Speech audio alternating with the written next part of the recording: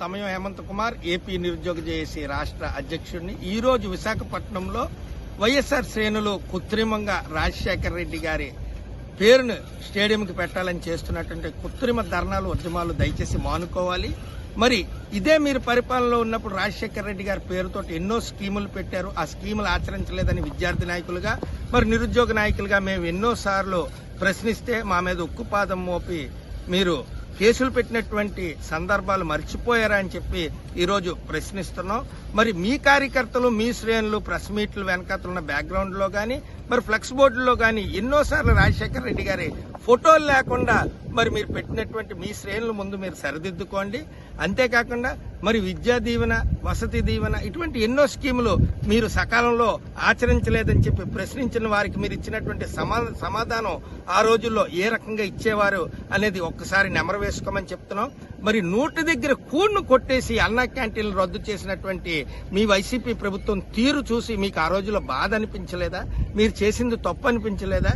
NTR health university పేరుని మీరు హుటాహుటిన తీసేయడం వల్ల మీకు బాధ అనిపించలేదా? చనిపోయిన ఇద్దరు ముఖ్యమంత్రుల మధ్యలో గొడవ పెట్టి కృత్రిమ ఉద్యమాన్ని రాజేసి ప్రజల్లో అశాంతిని నెలకొల్పుతున్నటువంటి మీ వైసీపీ శ్రేణులకి ఎప్పటికైనా బాధ అనిపించట్లేదా?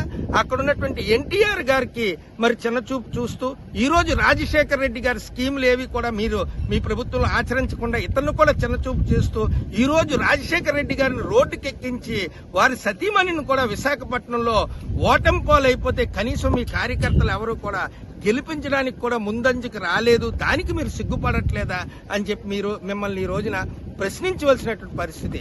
ప్రజలకు ఉపయోగపడేటటువంటి పనులపైన దయచేసి దృష్టి పెట్టండి. మీరు 151 సీట్ల నుంచి 11 సీట్లకు దిగజారిపోవడానికి మీ పరిపాలన లోపాలు ఎక్కడున్నాయో వాటి మీద విశ్లేషించుకోండి. వాటి మీద మీరు అందరూ కూడా అవగాహన సదస్సులు పెట్టుకోండి. కార్యకర్తల్లోని దయచేసి మంచి ధైర్యాన్ని నింపి ప్రజలకు ఉపయోగపడే కార్యక్రమాలు చేయండి. ప్రతిపక్షాల మీద దుమ్ము పోయడం, బురద జల్లడం ఇటువంటివి ఎప్పుడంటే మీరు అన్యాయం అయిపోతే, స్వతహాగా మీకు అన్యాయం జరిగితే మీరు ప్రశ్నించాలి. ఏదో స్టేడియంకి పేర్లు పెట్టలేదనో ఇంకో దానికి పేర్లు పెట్టలేదని చెప్పి ఉద్యమాలు అవసరం లేదు.